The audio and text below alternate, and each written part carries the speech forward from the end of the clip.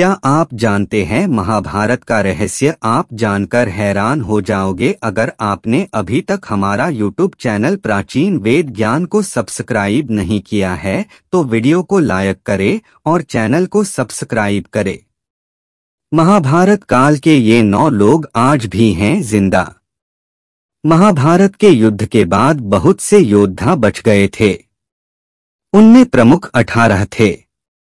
महाभारत के युद्ध के पश्चात कौरवों की तरफ से 3 और पांडवों की तरफ से 15 यानी कुल 18 योद्धा ही जीवित बचे थे, जिनके नाम हैं कौरव के कृतवर्मा, कृपाचार्य और अश्वत्थामा, जबकि पांडवों की ओर से युयुत्सु, युधिष्ठिर, अर्जुन, भीम, नकुल, सहदेव, कृष्ण, सात्यकी आदि। लेकिन हम यहाँ बता रहे हैं ऐसे 5 लोगों के नाम जो महाभारत काल में थे और आज भी हैं। 1. महर्षि वेद व्यास। महर्षि वेद व्यास का नाम कृष्णद्वैपायन था। वे पराशर ऋषि और सत्यवती के पुत्र थे।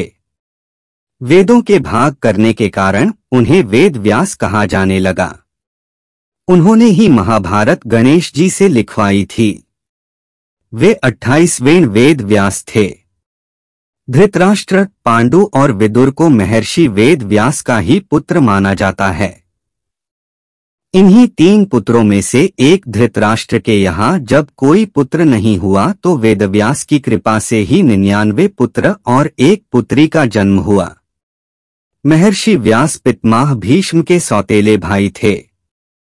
महर्षि वेदव्यास के जन्मदिन के अवसर पर गुरु पूर्णिमा का पर्व मनाया जाता है।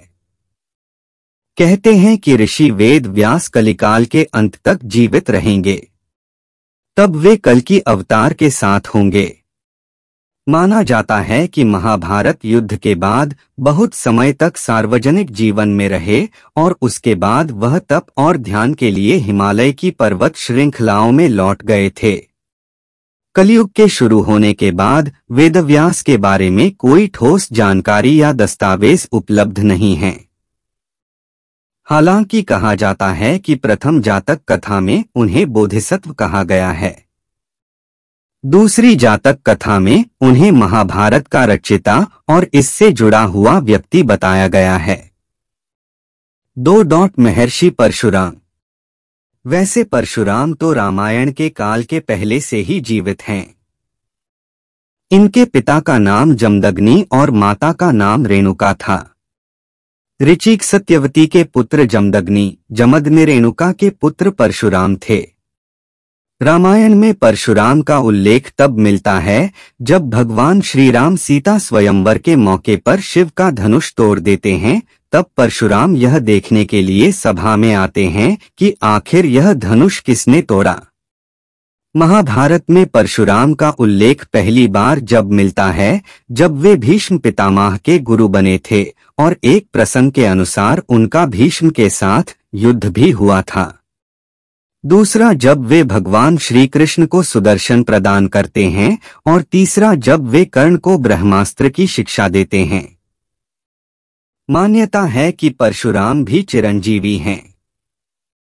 वे भी महर्षि वेद व्यास की तरह कलिकाल में कल्कि अवतार के साथ होंगे। कठिन तप से प्रसन्न हो भगवान विष्णु ने उन्हें कल्प के अंत तक तपस्यारत भूलोक पर रहने का वर दिया है। 3. महर्षि दुर्वासा। महर्षि दुर्वासा के बारे में सभी जानते हैं कि वे कितने क्रोधित ऋषि हैं। रामायण अनुसार महर्षि दुर्वासा राजा दशरथ के भविष्यवक्ता थे। इन्होंने रघुवंश के लिए बहुत भविष्यवाणियां भी की थी। दूसरी ओर महाभारत में महर्षि दुर्वासा कुंती को मंत्र देते हैं तो द्रौपदी की परीक्षा लेने के लिए अपने 10,000 शिष्यों के साथ उनकी कुटिया पहुंचे थे।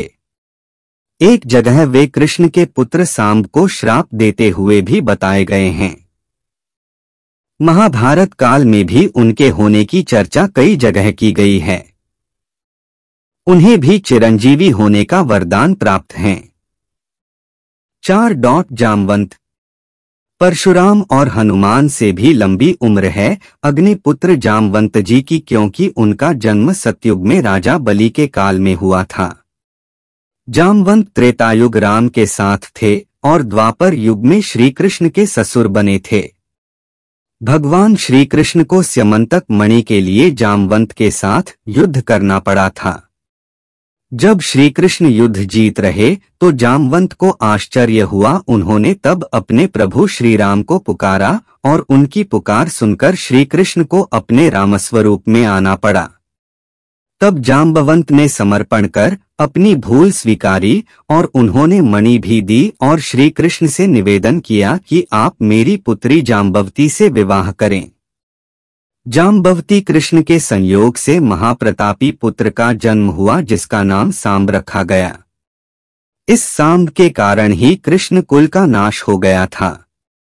जामवंत आज भी जीवित हैं क्योंकि उन्हें भी प्रभु श्री राम से एक वरदान मिला था। वे भी कल की अवतार के समय उनके साथ रहेंगे। 5. हनुमान जी। सर्वशक्तिशाली और भक्तों के कृपालु हनुमान जी के कारण ही राम और रावण युद्ध में श्री राम जी ने विजयश्री प्राप्त की थी। उनका प्रताप तो चारों युगों में है। वे त्रेता युग में श्री राम के समय भी थे और द्वापर में श्री कृष्ण के समय भी थे। बहुत कम लोग जानते होंगे कि महाभारत के युद्ध में श्री हनुमान जी के कारण ही पांडवों को विजय मिली थी। अर्जुन और श्री कृष्ण को उन्होंने उनकी रक्षा का वचन दिया था, तभी तो वे उनके रथ के ध्वज पर विराजमान हो गए थे। इससे पहले वे भीम का अभिमान को चूर चूर कर देते हैं। जब एक जंगल में भीम उनसे अपनी पूंछ हटाने का कहता है तो हनुमान जी कहते हैं, तू तो शक्तिशाली है, तू ही मेरी पूंछ हटा दे। लेकिन भीम अपनी सारी शक्ति लगाकर भी जब वह पूंछ नहीं हटा पाता है तो वे समझ जाते हैं कि यह कोई साधारण वानर नहीं, स्वयं हनुमान जी हैं। 6. मयासुर। रावण की पत्नी मंदोदरी के पिता अर्थात रावण के ससुर थे। देवताओं के शिल्पी विश्वकर्मा थे तो असुरों के शिल्पी मयासुर थे।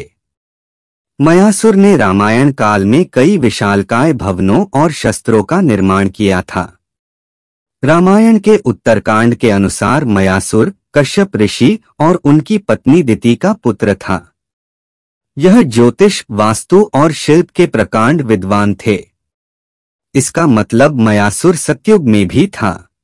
मयासुर ने ही महाभारत में युधिष्ठिर के लिए सभा भवन का निर्माण किया जो मय सभा के नाम से प्रसिद्ध हुआ।